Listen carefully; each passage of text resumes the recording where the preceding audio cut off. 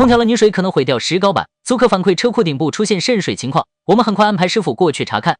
后来发现不是屋顶原因，而是阁楼里空调冷凝水排水铜管脱开了。师傅直接进入阁楼，现场重新烧焊接回铜管，300美元当天处理完成。这种情况如果继续渗水，时间久了容易出现受潮、发霉，严重时甚至会影响整块石膏板结构，后续花费也会明显增加。